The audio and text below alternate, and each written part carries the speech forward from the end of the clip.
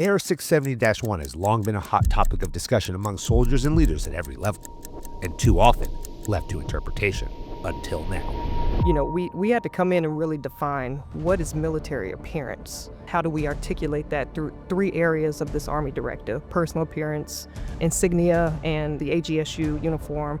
To explain the changes and how they'll affect every member of the Army, I sat down with Sergeant Major of the Army Mike Weimer, Sergeant Major Laurin Nabors, and Sergeant Major Alex Kupratty. The SMA shares the why behind personal grooming standards and the importance of doing the little things that develop a culture of commitment from compliance. Hair colors, nail polish, measurement for your CAT card. The Army Directive for wearing appearance does not cover beards. Part of the problem is our process is too slow. And troops out in the formation are confused as to what does right look like. Really understanding the generational differences that exist. As you mentioned, 3 different generations really serving right now. That is arguably the most challenging thing that I found as a senior leader in the Army. Ooh, that's a good one. You want to start? You want me to start? That's such a tough question. Oh my goodness. This is the test question. So what are the 3 things? SMA Weimer, Sergeant Major Kupratty, Sergeant Major Nabors. Welcome to the Jedburgh podcast. Great to be back. I've never been this close to so many Sergeant Majors at one time. I have to admit that freely at this moment. We could tell. We could tell, Frank. I don't know if I'm going to get tuned up, if I'm going to get educated, coached, mentored. So many different directions we can go on this. Really excited for every opportunity that we get to come down and speak with the leadership from the Army and come down here into the studio, which is such an amazing place. And the Army's done such a good job of building this place out. And then really focus on what the core messages are that are coming out of the Army. Where are we going? Where are we looking at when we talk about the warrior ethos, the development of the war fighter, as you and I have spoken about numerous times at this point. And then what are the policy changes and what's coming down for our soldiers? Because as we've learned and as we know throughout your career, we have many, many decades of the career here between the 3 of you. Soldiers care about a lot of things, but high up on those lists comes things like pay, time, PT, which we talked about last time with Sergeant Major Mullinax, and uniforms and physical appearance. Those things, I think, top the list of every soldier. And so now we're looking at, in the next short order, there's going to be a new Army Directive coming out, which is centered around Army Regulation 670-1, and there's going to be some changes. And so I appreciate the opportunity to come down here, hear it from the source about what we can expect and really dig into that. So I guess we got to start with what's coming out is the Army Directive. So what's the difference between Army Directive and Army Regulation when we're talking about 670-1? And I think Sergeant Major Nabors, they said you were the expert on this, so let's jump over. I don't know about expert, but I can answer the question absolutely. I'm smart enough to know to bring talent. I'm smart enough to know. I know my strengths and weaknesses, and I bring talented sergeant majors to help me out. Well, don't worry, the SMA is getting the blue book out, so it's covered. I believe it. So Army Directive, right? I think it starts with the courses of action that we had to present on how we were going to get the gap of information that we landed with having a gap of knowledge. There were AR670s that were published off of a Army regulation for 670-1. The last published was like in January of 2021. After that, the Army published subsequent 4 to 5 AR670s that since expired July of 2025. So how do we bridge that gap with information for proper wear of appearance, and also adding grooming and body composition and things like that into an Army Directive? And that was kind of the approach that SMA kind of gave us, was like, hey, here's some COAs. We can get the Army Directive done a lot faster to bridge the gap of information. And then we can simultaneously work on the revision of AR670-1. So there's two main efforts going. Just one is going to get the information out there a lot quicker. So the Army Directive is the way we decided to go. So at SMA, you've spoken a lot over your time in the seat about the establishment of the warrior ethos, this war fighting culture that the Army really has to focus on at this inflection. It really is an inflection point. We can talk about Army culture in a minute, the multi-generations that exist within the force. and the knowledge gap that has to be passed from the GWAT generation down to the next generation of soldier. When you look at the standard that exists across the Army, those regulations, these directives, they set the foundation. So why now, in your mind, was this the time to do that? Yeah, and truth in lending, the revision of 670-1, and to Sergeant Major Nabors' point, it's been ongoing for a while, and that's part of the problem. Part of the problem is our process is too slow, and troops out in the formation are confused as to what does right look like. And so you knew I'd break it out because it's always with me. This is really the next step. This AD is the next step in the journey of removing ambiguity and allowing soldiers to know what the standard is so that they can enforce the standard. So the feedback we've been getting, and I got it immediately, and I got it before being in this job too, SMA Grinston likewise, was, hey, I don't know what standard is. The Blue Book helps us have the one place to go. The digital one really does, right? Which this AD is going to merge a bunch of things, one place, with some, we're not calling them annexes, we're calling them enclosures. So there's one place, it is the source. We removed as much ambiguity as possible. This is the human space, so everybody's a little different. It's really hard to make it perfect, but it's a lot cleaner than it's been in the past. And oh, by the way, it happened in short order. The force is hungry for it. And I know Sergeant Major Kupratty will talk about this from a 4th ID. He just came out of being the 4th Infantry Division CSM. He'll bring it up. They're hungry to know, like, enforce what? It's not clear what the standard is. And so that at those lower echelons, which you remember, like, do I step in and engage? Do I not engage? The soldier's confused, the leader's confused. And so that's exactly why we did what we did. We couldn't jump on that in the first 6 months. The Blue Book was step one, but it's time.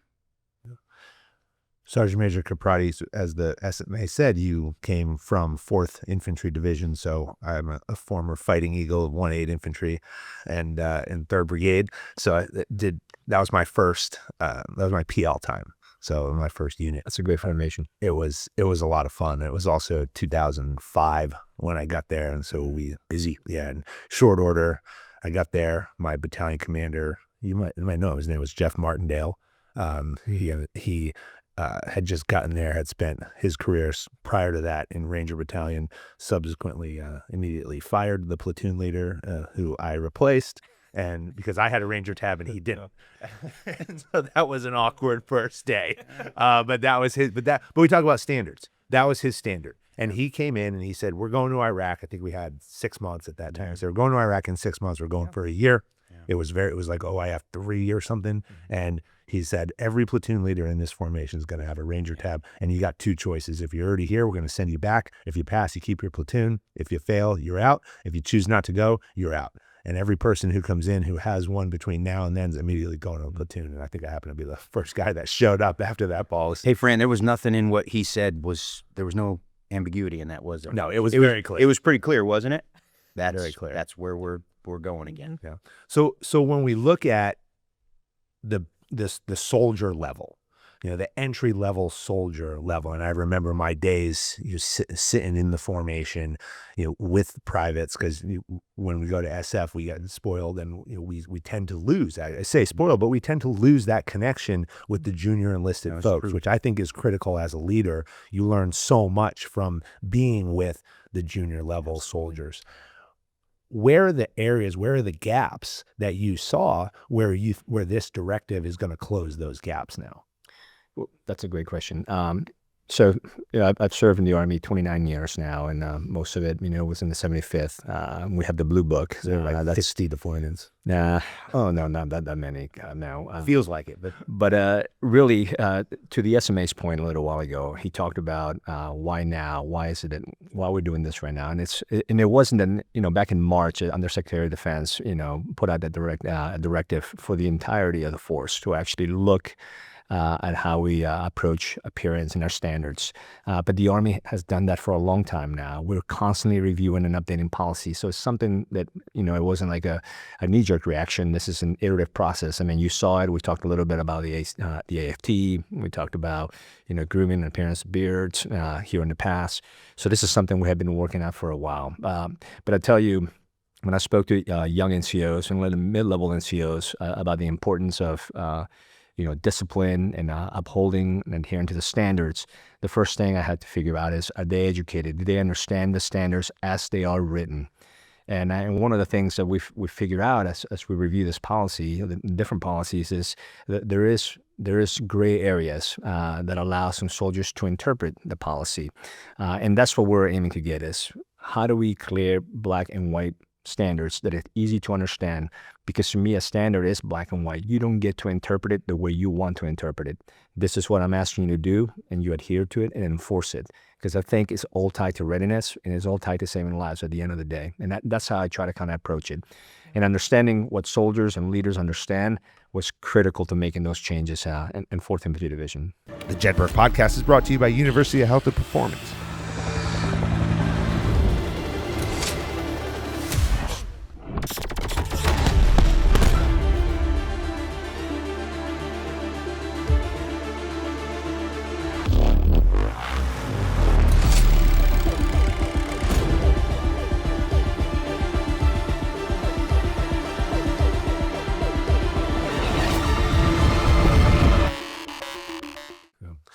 SMA, you've talked about the concept of compliance to commitment as you evolve throughout your career. And when you look at the standards and the policies and the enforcement of them, that's what comes to my mind. When we have NCOs, I think it starts at the leadership level. It trickles down to our mid-level and junior level NCOs. But really what we have to get to is the point in which the individual soldier at the most basic level comes in and says, this is the standard, and I don't need my NCO to tell me what the standard is. I need to do it because that's the right thing to do. Yeah. Absolutely. Now, I'm pretty honest and candid and practical when it comes to my compliance to commitment. There are portions of my career I've been compliant. But come on, your audience deserves the truth, right? Staff Sergeant Weimer didn't do everything perfectly. We won't talk about Specialist Weimer. Probably best. The field records. Yes, it's best. But what I know is once you are placed in a leadership position, that's where the commitment piece has to be rock solid at that point in time, because I'm a product of committed leaders. So when I was compliant, it was committed leaders that got me to understand the why, to Sergeant Major Kupratty's point, and I went from compliant to committed. It looks a little different in the soft world, I get it, but it's not any different as far as compliance to commitment. And so, again, leadership, that's why I'm passionate about leadership. I'm passionate about, we promote based off performance, potential, not performance, because I'm going to ask you to do more, right? And one of the things I need you to do is be the standard, to enforce the standard. But to do that, you got to remember a little bit of empathy is required. Like, I needed... I'll just say it, as we used to say when we were young kids, I needed a knot jerked in my ass a few times. But then I also had the leader at the same time that said, come on, you're better than that. This is simple. If you can't do the simple things I'm asking you to do, how are you going to do the hard things in combat? And that stuck with me. And I was like, whoa, okay. So I was corrected, sometimes a little harsher than maybe we do these days. But then it was quickly followed with the empathy of like, hey, man, you're better than this. And the why is important, because when we go to combat, because remember in the 90s, I didn't have any combat. Almost all my leaders, none of us had any combat. Well, I'm telling you what, when 9/11 kicked off and we started getting reps and sets, I started to really understand what they were trying to teach me. So, Sergeant Major Nabors, what are we looking at for changes? Oh, we're looking at some great changes, honestly. Things have gotten a lot more definitive with this Army Directive, and to each of their points, it lessens the ambiguity, and it's not as vague as policy has been written in the past. So we're looking specifying, some of the minimum hair lengths, things with hairstyles, techniques, and things like that. cosmetics. We had to do a lot of research with cosmetics and The things I know now. the things we know now. Gosh, right? Grooming, body composition. There's going to be some changes with that and how we conduct those processes and things.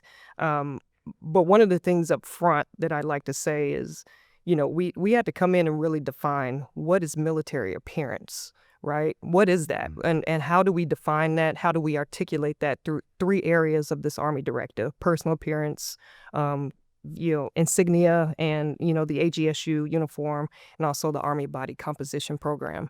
And what we were looking at is the total soldier concept, right? Body composition, grooming, and then, ABCP. And so once we defined that and we got our left and right limits, then we were able to go through the eaches for personal appearance. And there are a lot of specifications now that we didn't have, minimums and maximums. And I'm just broad stroking it, but there are so many changes. We didn't have a length. Hey, Sergeant Nabors, Yes, let me interrupt absolutely. you real quick, and then you can give him couple of the specifics. Okay, You give him the couple. Absolutely.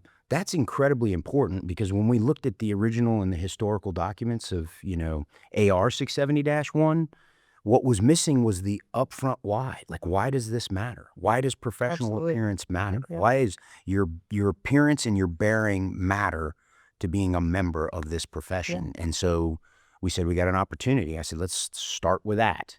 And then we get into fingernail changes and hair length changes and color of hair. And you can go ahead and share some of those. Absolutely. Hair colors, getting out of the way of saying, natural colors. Well, what is that? What is a natural color? We need to specify, some of these things. And if we can't come to a concurrence with, we don't expect, private PV2 snuffy, because this Army directive says that all ranks can make on-spot corrections, right? So they have to be able to comprehend what's in this Army directive. If they're unable to do that, you don't expect for them to hold a color palette in their pocket and pull it out and say, oh, that's more prairie winkle than it is taupe, just to use as an example. But, so we were like, hey, if we can't come to a consensus on what natural color looks like, specifically for nail polish for females, in this example, then we're going to go with the clear nail polish. We're not going to allow. What's the standard now? So the standard now is clear nail polish for female soldiers. Male soldiers are not authorized to wear clear nail polish unless it is a situation where it is medically prescribed on a medical profile. And so, just kind of getting definitive with some of these, do's and don'ts, adding specificity to, the language and the diameters and the inches. And I'll give you another example. One thing, one of the biggest concerns that a lot of females have is, what can we do with our hair, And so a lot of the hair techniques are specified. Ponytails. One new thing that came out of this Army directive is now you can wear 2 braids, kind of like, female athletes when they wear 2 braids, how they have the kind of double Dutch braids that go back, and now you can have 2 of them, but we specify how wide they can be, how long they can be. And then the working group actually came up with some pretty cool techniques utilizing the Army Blue Book, or 2 CACs. 3 inches is the measurement for your CAC card, your Common Access card. And when you use those and you stack them on top of each other, you got 6 inches. So how you norm, measurements like that, where it's an easy reference. If I don't pull out a ruler, but I've got 2 CACs and I got my smart book on me, then bam, 6 inches from the top of the collar. My ponytail can be, no longer than that. That's a quick reference and something that leaders can do without feeling like they have to, figure out where your shoulder blades are. And, and that leads to other things that, don't make for a comfortable situation, right, to try to glean where that is. So just getting those specifics and definitives in there.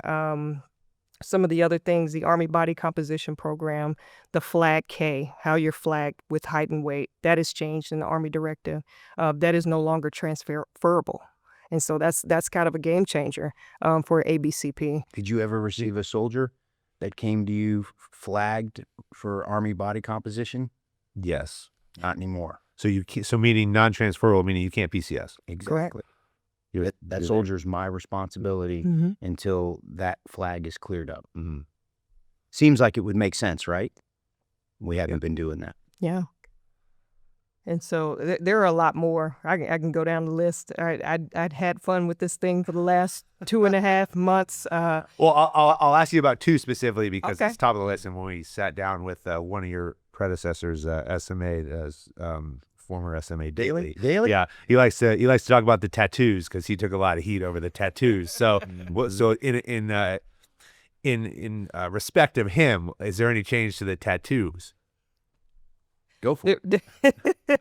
There's no change in the tattoos. If face, neck tattoos, if you got a waiver, then that's what it is, right? But other than that, the only thing the Army Directive really talks about is the permanent tattoos, with makeup, in particular cosmetics. All soldiers can have access to those. However, what we describe is that semi-permanent makeup is okay, but you can't have permanent tattoo makeup. And so we kind of give the right limits for that. Which again, I didn't even know was a thing. Yeah, semi-permanent. So if I'm, First Sergeant Smith or First Sergeant or Platoon Sergeant Smith, how do I know it's even a thing to enforce if we don't? But Right. we learn through the working group, like these are real things happening in the formation out there every day. Yeah, absolutely. We had to solicit. I mean, when you talk about an Army Directive, right? It's not I'm not the subject matter expert. Honestly, I was just a teammate that was contributing to the consolidation of guidance and recommendations and input and left and right limits given from our Army senior leaders to kind of to make this see this thing through really. But we solicited MidCom, I mean, all the key players that can speak on, hey, if we're not going to allow eyelash extensions, but what about those that have alopecia, or what about all these other considerations? It's a real thing. Yeah. It's a real thing, right? And we can't, us as policy writers, we're not the SMEs on that. We have to get that information from folks that actually know the ins and outs of those things. So lots of collaboration, lots of red teaming. We pulled together a red team. We wire brushed it with SMA at least 7 times before him so that he can put us on target. We're gonna lose that SMA here in a second because he's got a meeting that he's got to run to. But I want to just ask while we've got you. Sure. You mentioned a couple of minutes ago that soldiers have to understand why. Yeah. Why do grooming standards, why do uniform standards matter? So now I got to ask you the question, why do they matter? So I personally think it's either one of two things. It's a direct reflection of you're willing to be compliant to a standard in your leaders, which, I already shared. I've been there. I've been that young soldier that didn't fully understand. I won't blame my leaders for not always explaining it. Sometimes I just didn't understand, or I didn't want to understand, but I had to be compliant. And the reason that's important is because if I can't do that in garrison, how am I going to do that in combat?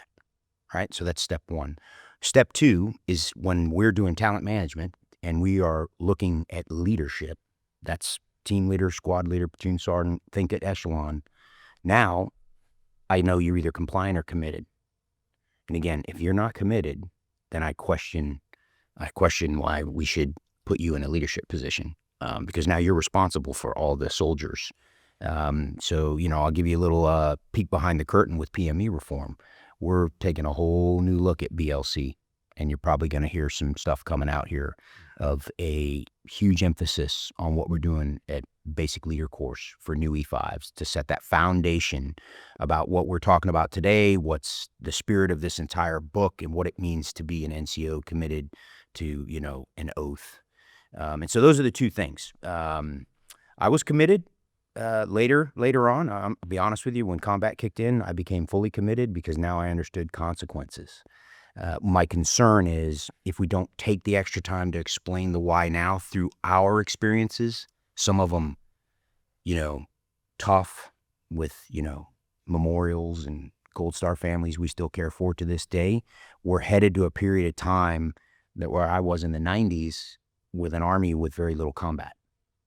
right? Which means squad leaders with no combat, platoon sergeants with no combat. So if we don't get after this and truly get them to understand why this is important, the next time the nation calls us to go what we have to go do something we don't really want to do, but we'll be prepared to do, that's not the time to learn the hard way.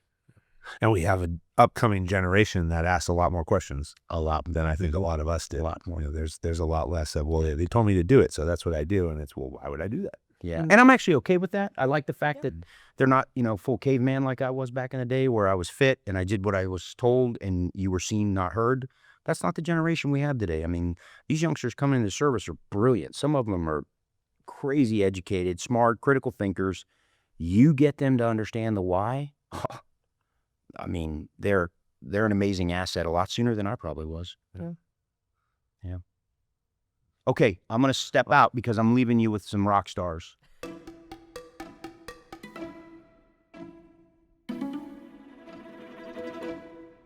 All right, so we got the SMA out of here. So now the hard questions are coming. Oh no.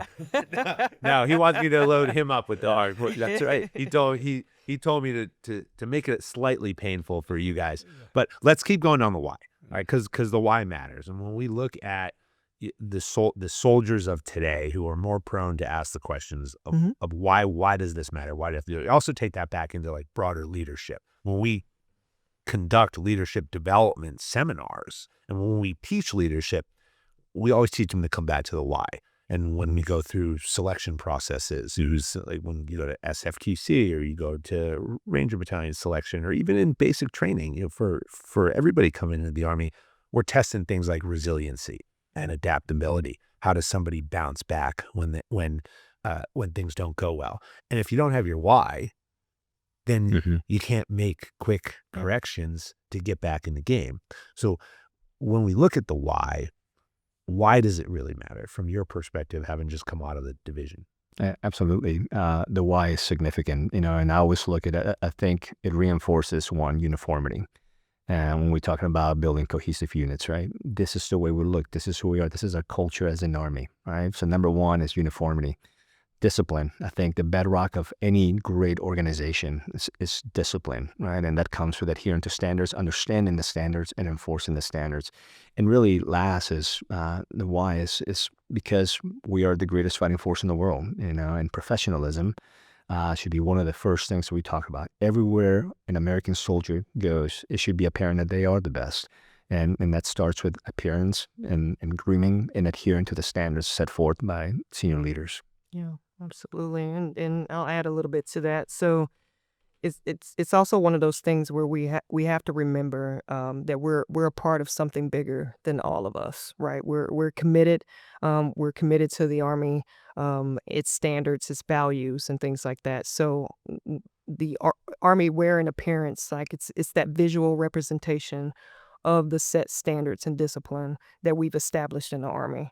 And so when reflecting on this policy and we're going through it, we're constantly reflecting on the why as we write everything else in regards to the personal appearance and the body composition portions of it. It's just that reflection that, hey, this is something that's way bigger than you.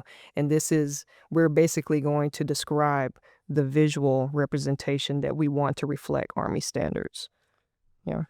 So you talked about the process that you had to go through, and when we were here a few months ago talking about the PT test, and we kind of dug into that and the amount of research that has to go into these things. So, I mean, what did you bring in to support? And who did you bring in to support the analysis in each one of these domains? Because I mean, if you break out AR670-1, it's not like it's 5 pages. I mean, this is an extensive regulation. It's broken up into a lot of different subsections. So how do you go through that analysis, and what data are you pulling to actually understand that? Right. So a lot of the information came from the expired ALRACs and needing to legitimize the expired thing, these liberties that we were given from the ALRACs. We needed to legitimize that, right? I'll give you an example, the Ike jacket, right? When you're wearing all of your awards on your Ike jacket, that's fine, but no one really knew how to wear it. you'd see the Army senior leaders out front already wearing the Ike jacket with a minimum of 6 ribbons. We didn't have that in policy. So we had to go back and legitimize some of these things and say, yeah, that's exactly what we want. That's the intent. But it's not written anywhere to say that we can. So in a lot of ways, it was kind of cleaning up the fact that we had been doing some things, but there was nothing written in policy. So going back and realizing that, and then talking to the stakeholders. Who are the stakeholders? It depends on the subject, right? Because we got many things. So we were talking to, public affairs was amazing. The Office of Chief of Public Affairs to help us out with a lot of things. AR Medcom, for some of the medical things, like if we say that eyelash extensions are not authorized, but they are for certain cases, i.e. alopecia, and, if you have facial reconstruction from, and maybe explosive or something like that, if medically prescribed, then yes, they should be this X amount of millimeters long in length, And so getting to those eaches required us to solicit a SME in those areas. And it just came down to, we use a lot of the SAR Major channel, it calls our SAR Major, AR Medcom, hey, help us out. Can you farm this to your team? And then the team chews on it a little bit. They get us something back. We red team it. We send it up to the Army senior leaders. They say, okay, yeah, this helps us understand it better. But in order to get to that credible information, to make sure that we're writing clean policy, we had to do a lot of collaboration outside of just the G1, which is where I work in HQDA G1. So just reaching out and knowing who and using the SAR Major channel was amazing, and getting the right people to the table to make those decisions or help provide us guidance at least. Yeah. And really, one more thing to add is the bottom-up refinement, the bottom-up feedback, right? Because, last year they reached down to the divisions, commanders, and sergeant majors to understand, hey, what are some of the things currently in the AR that are ambiguous? What are some of the things that we should look at that can clarify and help you teach your formation, help you enforce the standards a little bit better? So that was extremely helpful, because that allowed us to, not just go in multiple directions, but really scope the problem that, okay, this is the focus, the grooming that's particular to males, or the makeup that's authorized to be used. So now they have a start point to where to take off, because like you said, AR670-1 is huge. You can't change every single thing in there. So that was great from the total force providing the feedback that was required to get these changes going. Yeah, absolutely. We got a lot of senior leader feedback. The G1, Lieutenant General Eifler, he sent it to his, G1 crew, of folks that, trusted, experienced, leaders that say, hey, poke holes through this. We want you to, ask why and why you did some of this stuff. Provide us feedback that we can consider, that we can re-articulate in policy. Sergeant Major Stevens, the G1, he sent it out to his group of folks. SMA sent it out to his group of folks. We farmed this thing out. As at some point, as a policy writer, I'm like, okay, how many times are we gonna send this thing out? But it was really worth it when you think on the return of investment from all of these experienced personnel, and it's not just senior leaders, that, senior leaders got us, they sign an NDA, all that stuff, give us some feedback.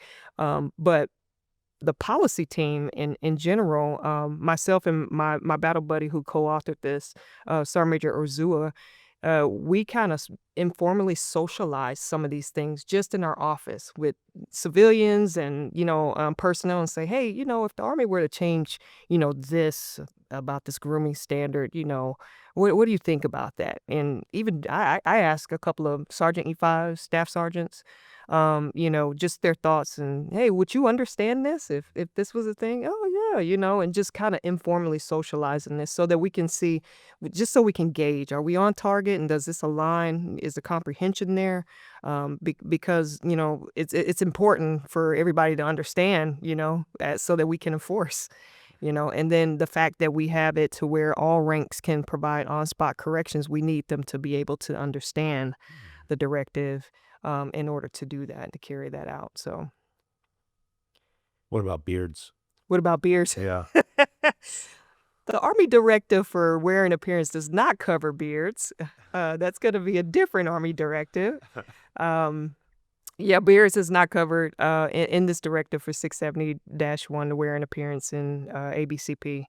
But we do have an executive order and an AD and potential frago that's going to release for beards that comes out of the policy section as well. So, yeah. Let's talk about Army culture, okay? Because all this comes back to the establishment of a standardization of Army culture and what do we want the Army to look like.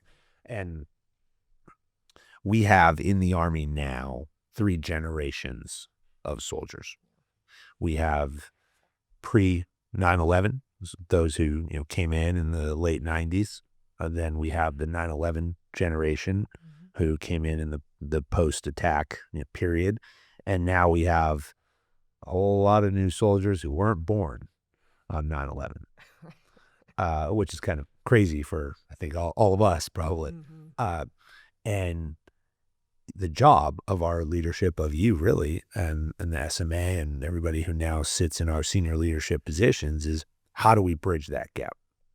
How do we take decades of experience, and however many 90-day deployments you had in Ranger Battalion and get someone who wasn't born on 9/11, may not understand at the same level we do the importance of never having something like that happen on our soil again.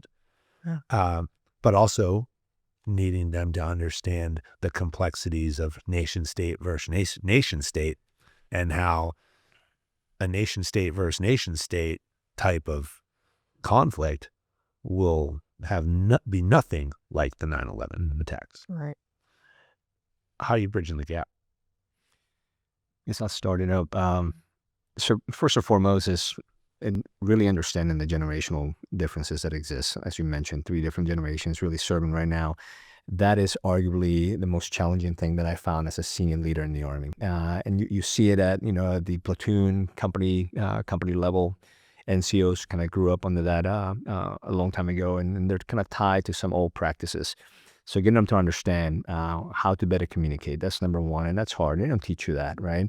How do you get into the mind of a young soldier who habitually comes in and questions things, and not because he or she lacks discipline, because they want to know more, they want to know why, and finding that venue. I always tell NCOs, you are the highway of communication. You're the one that takes language from the top, you chew it, and then you put it into language that your soldiers can understand, adhere to, and your younger leaders enforce. And then, always finding ways to make it relatable to what they're going to experience potentially in combat, and it's something as simple as like, I know you think your hair is not our standards, but it is, and this is why, right? And doing it in a professional manner to understand, and then say, you taking that shortcut because you think it's not important to you could result in you taking a shortcut on your tables as you conduct PMI. You skip your virtual training, and then you're happy and comfortable with becoming just a regular marksman. But all these corners that you tend to shave because you don't find them as important, they carry over into everything you do, and try to make them understand that. And God forbid, we end up in large scale combat. What could happen if you're used to questioning things and interpreting things the way you do? That's why it's our job to educate them and teach them the importance of adhering to it. Yeah, absolutely. All of what he said is super important. And it's just the communication, right? Keeping that communication flow at all levels. We have got to make sure that we stay in touch with our soldiers, communicating with our soldiers, sharing our experiences. And, it happens from bottom up, left to right, and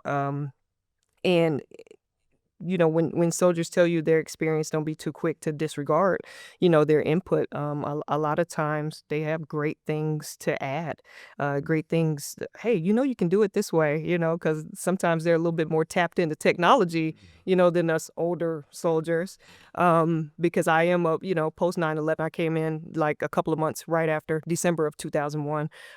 So yeah, and I find myself, as a sergeant major, I'm a little out of touch with, the privates and specialists even, because of the echelons in which, I've been placed to work.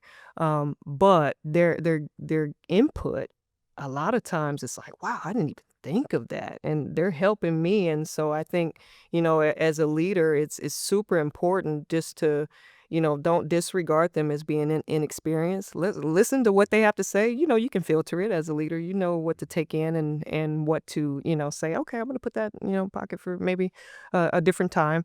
But just having that communication, that open communication and active listening is also one of the most important things as well, too. When we look at what's next for the Army, there's a lot of discussion about transformation. Where's the Army going? What are we preparing for? We know that there's I won't say the potential, but there's always been the potential and the risk and the threat of large scale combat operations.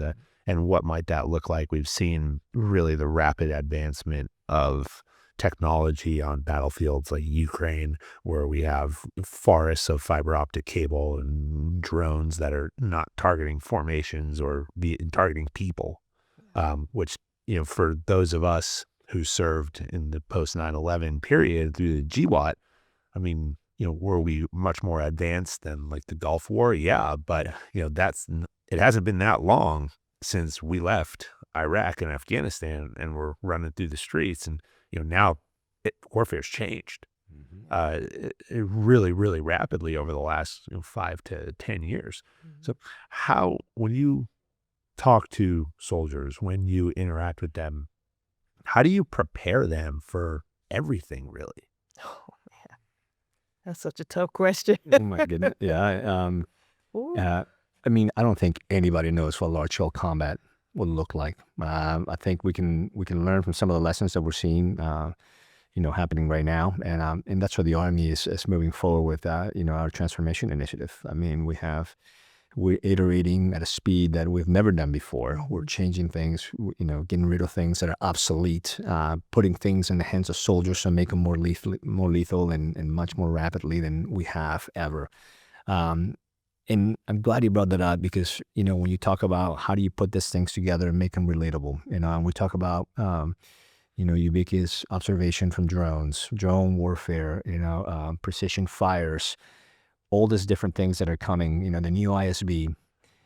No matter how far and how fast we advance, there's always going to be a human being. There's always going to be a soldier behind the trigger, behind that computer, when we talk about next generation C2, behind the launcher, right? And you want that soldier to understand what his job is, right? Mastering the basic things. And when we start looking at, our appearance and grooming, you may find, hey, how is this applicable? But it's the fundamentals. It's understanding. I know, and I have confidence in you that you can understand and follow just plain regulations and guidelines, because that's all tied and relatable to your job performance. And I think it's ultimately what's going to make us a great fighting formation, our ability to be uniform, disciplined, and understand what we're being asked to do. Absolutely. I got nothing to add. Yeah. No.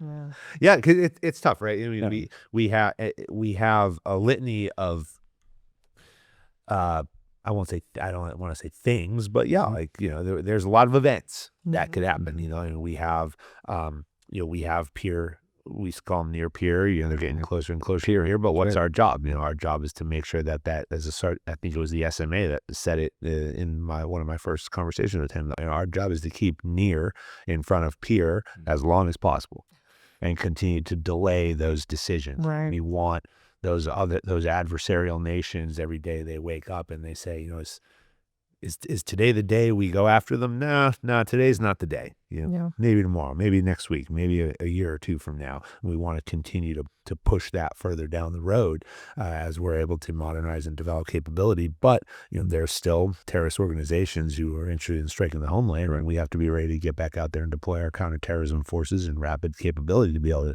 to combat that. Let's talk about the Guard. All right. Or not, and the reserve. And the reserve. And the reserve. I was going to say. You were in. I know you gave me the look, but you are in the reserve, but you are in what's called the active Guard reserve. Correct. And so when we look at the total Army, we obviously historically on this show have spent, I'd say 100% of the time until right this minute, talking about the active duty component. Yeah. And what does it mean to serve in the active duty component? Obviously, a lot of that focus has been in the special operations community, but what is the active guard reserve? And Active guards. when we look at the total Army composition, where do the reserve and the National Guard forces fit in comparison to the active duty component? Gotcha. That's a loaded Yeah, question. it's a long question. All right. So I'll start with the Army Reserve components covering 2 and 3, Compos 2 and 3, National Guard and Army Reserve. So, I'll tell you this. I deployed to Iraq 2004, went to Al Taqaddum, and went with a reserve unit. That was my first exposure to contribution to unified land operations, right? And what we were there to do in Iraq. And we were a combat support battalion, right? Combat support battalion. And it was mostly sustainment functions. So in a lot of sense, the Compo 3 in particular is a huge sustainment element for Compo 1. And we kind of balance out some things on the sustainment side of the house for contributing those things to the operations. But in particular in Iraq, what was the unique skill set that I'm pretty sure that a lot of folks have heard before is that the uniqueness of having, that civilian skill set that a lot of our part-time troop program unit soldiers have. And those are the ones. So there's 2 statuses kind of, well, actually there's more. There's actually about 4 statuses, but we're just going to stick to 2 for the purpose of time. Okay. So under the Army Reserve, we have, what do we call, your traditional drilling, soldier that shows up two days out of the, that performs duty 2 days out of the month and 2 weeks out of the year, right? And then you have Active Guard Reserve. That's kind of like your full-time support continuity for the reserve component units. We all have our missions. We all have medal tasks and things like that, and still charged and challenged to do everything we're supposed to do as if we were all on full active duty at all times. And a lot of times those guys, they get it done, or those soldiers, they get it done over a weekend, but that full-time support is carrying a brunt of, the operations. And there's only a few that are dropped into, these main elements of units, maybe 2 to 5, depending on the size of the unit. So that Active Guard Reserve support kind of carries the full-time continuity. And then you have civilians that's also there that helps, DA civilians and what they call military technicians, MilTechs, and they kind of provide that support as well, so that we are still doing our mission. But the uniqueness when I experienced in Iraq is that we built a chapel over there at the time, and we didn't have anything at TQ. And so we went over, and my combat support battalion, we had some engineers that were probably 92 Yankees on the military side, but in their civilian jobs, they were like architects, like all of these really cool jobs. And we built things based off of their civilian career, skills that they brought in. And that's kind of the uniqueness that, the Compos 2 and 3 kind of brings to the table, is that we go in, we can give you, 2 sides, of the coin, essentially. And a lot of them are still very successful in their military career as well. So yeah, it's a very rewarding. I joined the Army Reserve because I still wanted to go to college, and I was like, I wanted to only dip 1 toe in the water at the time, once I joined. And I'm like, I still want to go to college, so I'm just going to join the reserve, and just try it out. And that worked for me, but it did lead to me wanting to be on a continued form of active duty. And so the way that I ended up doing that was by joining the Active Guard Reserve. So I'm still affiliated with Compo 3 as an Army reservist, but I'm just on a full-time status. And I don't come off of that. It's comparable to the active component. I don't come off of that until I get a DD-214, or if I submit for release from active duty. And then, I can retire and have all the same benefits and everything as an active component soldier. So it's just that we provide a lot of support, mostly to Compo 3 units, Again, we're mostly logistics sustainment. We're heavy in that. But we can also be nested under HQDA, just like I am here, for Headquarters Department of Army G1. So it's a little bit of both the best worlds, you know. But it's been a great career for me. Shout out to Command Sergeant Major Betty, the Army Reserve, Command Sergeant Major and Lieutenant General Harder, the Chief of the Army Reserve. So they do afford us opportunities. I'm only able to serve at this level because they authorized me to do so, because they saw value in having a Compo 3 person on the HQDA G1 policy team. That way I can keep an ear out for and advocate for Compos 2 and 3 and also contribute to the active component mission as well. Yeah.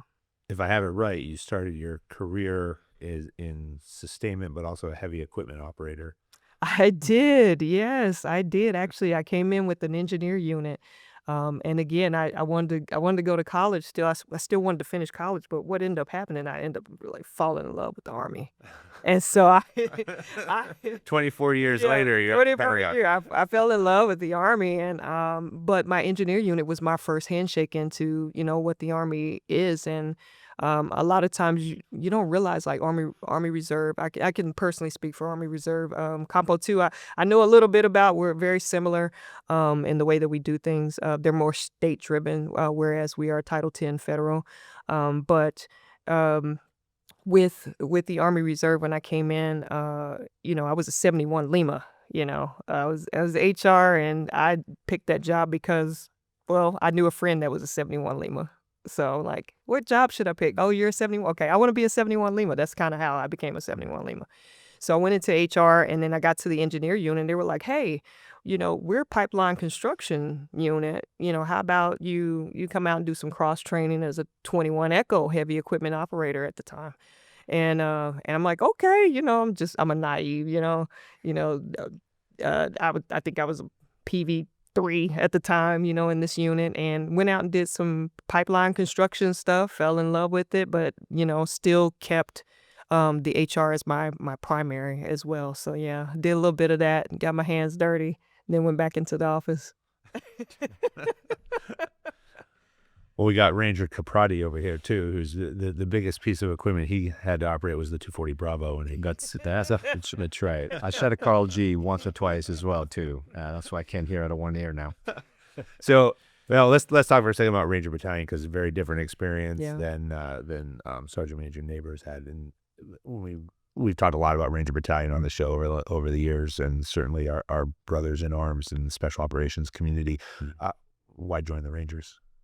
That's great. So I thought I wanted to be an officer when I first Nothing wrong with that, but no, there's not. It was not my path ultimately. I'm a product of JROTC. I knew at a very young age. You know, I'm originally from Peru. You know, I immigrated here when I was 12 years old, and you know, just like everybody else. You know, why? Because this country provided me so much, and my family. I was like, how do I give back? And the service was the way I gave back. So JROTC was really the gate that kind of allowed me to see. I had a great mentor there. And then I went on to Virginia Military Institute because I was like, I think I'll be an officer. I think a year into it there, listening to the senior instructors in ROTC, I had an SF guy, I had a Ranger, and they were like, they always tell these stories in middle of class, and I'm like, I think this is the route I'm going. So I left school after a year, asked for an Option 40 contract, the premier raid force in the Army. And next thing you know, I'm in RIP, Airborne School, and assigned to my first duty assignment, which is the 1st Ranger Battalion. And I managed to stay there for 12 years. And really, the mission set, the focus, and the camaraderie that exists in that formation is unlike anything I've seen before. And I stay there, you know, from the rank of PFC all the way to the 275 CSM, at which point, you know, when I went to the conventional Army, and, you know, we're talking about Abrams Charter a little while ago, and really the reason why the regiment was built is to take this SOPs, TTPs, and share with the entirety of the Army, the Ranger, what the Ranger Force does. So I stayed on until then. So what are the lessons you take back out of the Rangers? I mean, when we think about, I mean, I have credited a lot of, I mean, I hesitate to call it success. I'd say anything I've done in my life, I think always goes back to a couple of things, right? You have some defining moments in your life. And, for me, it was being a collegiate rower because it instilled discipline and hard work ethic. Nothing's ever in my life going to be as painful as those 6 minutes of the race course, I always told myself. But the other one was Ranger School. When you go and at least I was fortunate to go when I was young. Now I've talked to people who are like, oh, I went when I was like 35. I'm like, damn, that sucks because I went at 25 and it sucked.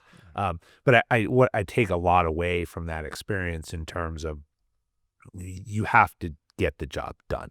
That's right. And you have to get the job done to a standard. And it really doesn't matter if you're cold or you're tired or you're hungry or you have other priorities. You have to then figure out what is the most important task that I have to do. And all of that gets learned, walking through the 37-degree rain, in the mountains in Georgia, all wet. And then getting in your hooch and getting blown out of it 30 seconds later. But what are the lessons that you take from serving at every level in the Ranger Battalion back into the bigger Army, especially now as you sit in the G357, where you're looking at the entire composition of the Army mission? There's we can sit here for an hour talking about the different things that place has done for me. You talked about resiliency, mission focused, having a purpose. I think holistically it's made me a better father, a better husband, definitely a better leader. And really coming to and serving in an organization like that, we always talked about it is every single day is an opportunity for you to reinvent yourself. And that's the mindset that they have there. What do you bring to the table today? I'm mildly interested in what you did yesterday. I'm mildly interested in your accomplishment from last week. How are you different in how you're making your team, squad, platoon, or company better today? And it's that constant churn of making yourself better, making the people around you better, that just never stops. And I think, carrying that throughout my career. And then the first time I actually left the regiment, I was in 3-4 CAF, 25th Infantry Division, and I took what the charter said. It's like, what are the things that I've learned over my career here that can be applied to this reconnaissance formation? How do we get lighter? How do we get more lethal? How do we instill some of that discipline that I kind of grew up that was second nature to me? It's the difference between the compliance, and that the SMA was talking about. TTPs was great. By that time, I had deployed many times. So being able to come back and share some of those lessons, some of them hard, unfortunately, to make formations see solutions from a different angle. But I say all that to say this as well. Having served in the 25th and 11th Airborne Division, there is just an incredible amount of talent in the total Army, and that applies Compo 1, 2, and 3. And being able to see some of these soldiers who have at some point served and they're actually following the charter as well. It's amazing to see when you get this cohort of people who have served in an organization just flood the Army and live the charter as it was designed to do. It's something that I've tried to carry really from leaving the battalion and then serving as the 4th Infantry Division CSM in Colorado Springs. Which is like the best place to be stationed. It's amazing. It is incredible. It's incredible. I've always wanted to be stationed. I was like, No complaints. I was there as a platoon leader, and I went back there in 10th group, and I pretty much, outside of training at Bragg and Benning, that was where I was. Those are great teammates. Yeah, absolutely. We can't complain. All right, so the new Army directive around 670-1 is going to go out here right around the timing when this conversation is going to go live. Yes. And there's last point that we got to make is there's going to be a grace period, because we're not just going to wake up one day and say, hey, do this tomorrow. We got to let everyone have some time. So what's that grace period look like? Right, absolutely. There is a transition period for about 30 days. So soldiers and leaders have 30 days to digest the Army directive, make some changes if it warrants that. And one of the things when we were coming up with that transition period, we're like, hey, there may be something that, depending on what it is, they may have to make some significant changes. If it's more than 30 days, we encourage, commanders to have discussions and conversations with their soldiers. And that was one of the biggest things about, hey, we're trying to get better at discipline and standards. It's okay to have a conversation. It's okay to talk about it. If you need more time, that's on the commander and the NCO support chain to have those conversations with the soldiers. But as written, they have 30 days from the date that the Army Directive will publish in order to adhere to those changes. Yeah. All right. Last question for each of you. This is the test question. I kind of close these things out where we really talk about our namesake, the Jedburghs, in reference to the fact that we as leaders have to be able to do our tasks on a daily basis, really sometimes as routine, as habits, because our habits set the foundation for our performance. And I think it's timely in this discussion because when we talk about wear and appearance of the uniform and personal grooming standards, we're really talking about habits.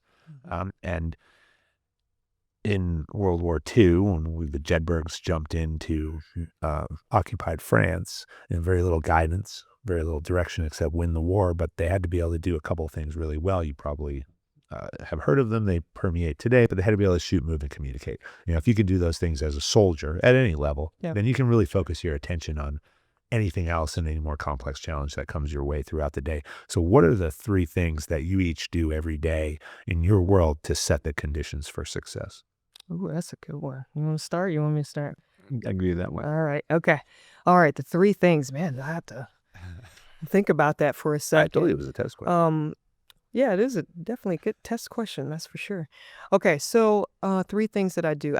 One thing that I do is self-reflection, right? I'm always trying to realize, what I can do better, how I can communicate better. With the tasks that I get, it's so random. I'm a policy integrator. Like it's chaos at best every day, every single day, depending on what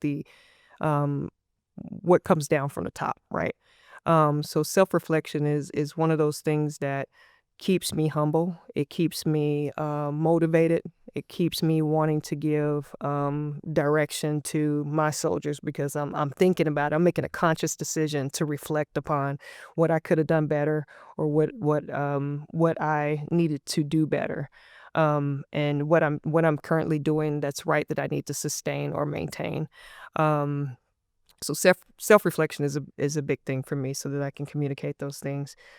Make a conscious effort to just go around, take a break. I have been known to be a workaholic, and I get my work ethic from my parents. My father, he stayed on his job for 35 years. My mother stayed on her job for 42 years. So work ethic and commitment, something I definitely didn't have a problem with before joining the military, that was already instilled in me at a very early age, just growing up. So what I've had to learn to do is take a break, peel off for just a second, go around, talk to everybody, see how they're doing.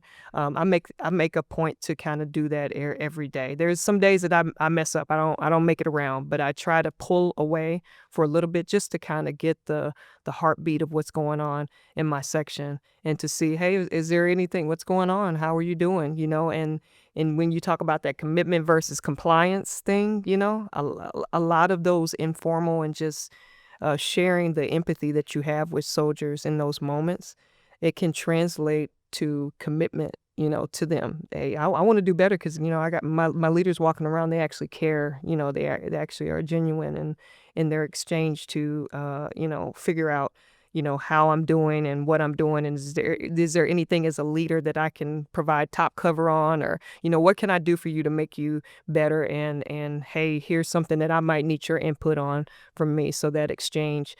So I make it a point to kind of dial back a little bit and kind of just go around, see how everybody's doing. And the third thing, gosh, I don't know. I do so many weird and awkward things. Third thing, I don't know. I owe you one on that one. How about the next podcast? I come up with the third one. But I can tell you that, there's just a couple of just, feel good things that I have to do. I mean, and I would say, Those are important. I would tell you the third thing is just, I already said self-reflecting, but gratitude is really big for me. Gratitude is huge. It goes a long way. And, showing gratitude, giving gratitude, and just kind of realizing what how you contribute to the organization, and making a conscious effort to contribute. It's easy to say, oh, yep, that's not my policy. I don't, it's kind of what I did with the Heisman about the beards question that you gave me, right? I like totally Heisman. I'm like, nope, not an Army director. I'm not going to talk about it. Not talking that. It's someone else with that. Good try, though. Good try though. Good try. Nice try. But honestly, it's one of those things where like I can't Heisman, everything. I got to be able to be a team player, and I got to be able to kind of lean in and say, okay, what are my strengths and weaknesses? What can I contribute better, and what can I do to get more self-development as well. So just those things. For me, it's just I'm an introvert, but I'm also a people person. It's very confusing, right? But I know my soldiers, and like that has been my strongest probably attribute, as a leader, that I've been able to get my soldiers to commit, because I'm really getting after what can I do for you, and how can I provide you support, and hey, I need your input on this because I want you to feel valued, and things like that. So I'm huge on things like that. I know that was rambling, but No, it was, I think you're spot on. Yeah. Leadership's not about what did I do here today. It's what did I do for everyone else here to be successful. yeah, absolutely. That's why I have to look at it. All right. Wow, Harry, So you I had time for you. Yeah, they gave me a lot of time. Absolutely. Yeah. As good as yours may be, She set conditions already. It was rambling. I apologize. No, that was great. I will start really, and this is loosely tied to your first question. One of the things you learn in your previous organization, but learning, the thought of constantly learning and evolving and changing the way you think, the way you act, it's really important. And sadly enough, throughout my career, I've spoken to people that had the mentality that see change as not being original. And we have those conversations. That's like, you have to change. You have to learn to read the room. You have to understand, all I need is my commander's intent, and you got to make it happen one way or another, right? And that takes some reflection, that takes understanding how you have to change, how you communicate, how you behave. And some people struggle, and I struggled quite a bit of that when I first became a young company first sergeant. And really, it affects your formation at the end of the day. You're going to go in there with, hey, this is what I know, I'm going to stick to it. So learning and evolving. This job has been incredible for me. I've had fun for the last 29 years being tactical, but now where you're actually looking at big Army problems. So you're talking about Department of Defense changes are going to affect generations. You're talking about the Army of 2040, right? So constantly understanding that you're only as good as the time you're willing to put in. The day that you show up to work and say, I got this figured out, man, take your uniform off and hang it. You're done, because you're done being value added to any organization. So that would be my first one, learning, educating, and it's tied kind of to what we're talking about. So what do you do with that knowledge? What do you do with the things you learn? And knowledge is power.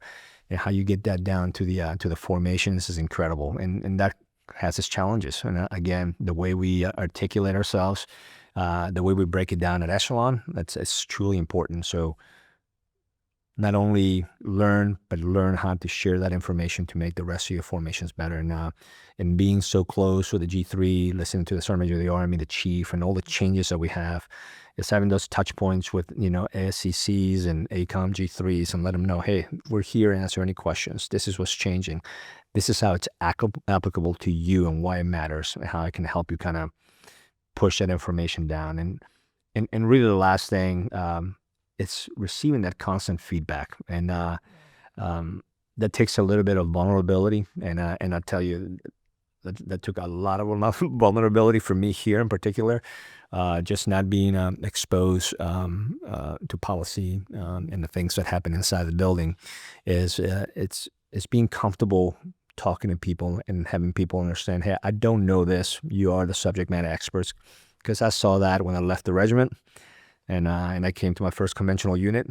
Some of the processes and systems, I was like, what is this? I had peers that were like, hey, check it out. This is what Kupratty. He just asked what DTMS was. It's something as simple as that. And I'm like, yeah, okay. What is it? It's so being comfortable not knowing everything and just asking. Believe me, your soldiers know what you don't know.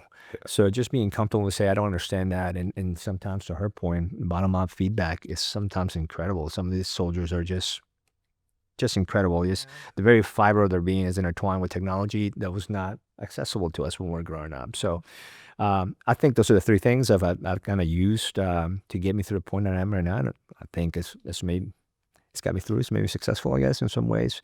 But if I were to pick one, it's the constant hunger to learn and understand your job so you can make formations better than they are now. All right. So we got self-reflection, take a break, gratitude, constant learning, educating, and constant feedback. That's it. Yeah. If our soldiers can put those things to use, we can Absolutely. continue to be the premier fighting force in the world. Absolutely. So appreciate all your efforts.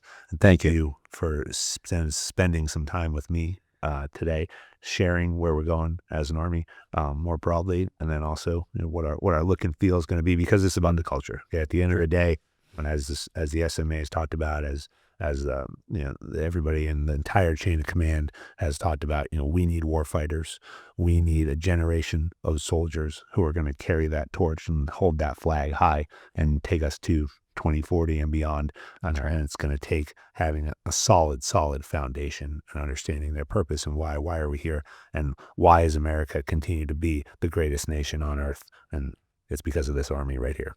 That's right. 100%. I appreciate the invite. Thank you so much. Thanks. And appreciate it, Bob.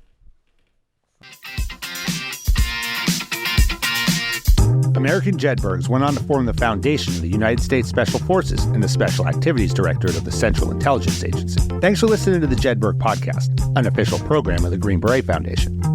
I'm your creator and host, Fran Rachopi. Join us next week for a new episode on Apple, Spotify, or wherever you get your podcasts. Check us out on YouTube for full episodes, highlights, and other long and short form content. If you like what you heard, give us a like and leave a review. Follow the Jedburgh Podcast and the Green Beret Foundation on LinkedIn, Instagram, Facebook, X, or Threads. Send your comments and inquiries to fran@jedburghpodcast.com. As former members of Special Operations Forces, the Jedburgh Media Channel and the Green Beret Foundation remain committed to supporting all generations of U.S. Army Special Forces and their families. Thanks for joining us on this episode. How you prepare today determines success tomorrow.